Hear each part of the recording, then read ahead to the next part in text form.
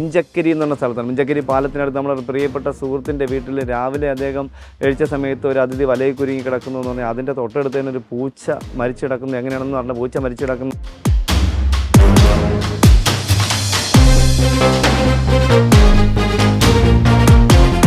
രാവിലെ അമ്മയാണ് ആദ്യം കണ്ടത്. അമ്മയാണ് കണ്ടത്.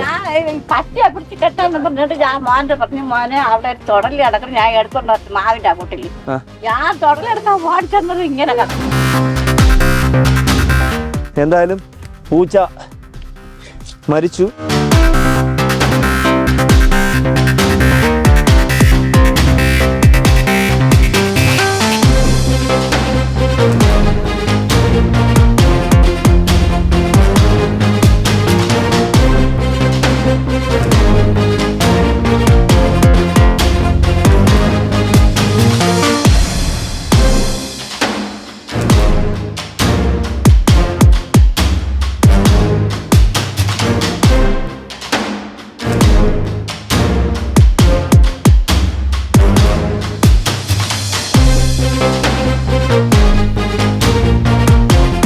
എന്തായാലും ഒരു 6-7 വയസ്സോളം പ്രായം വരുന്ന പെണ്ണതിഥി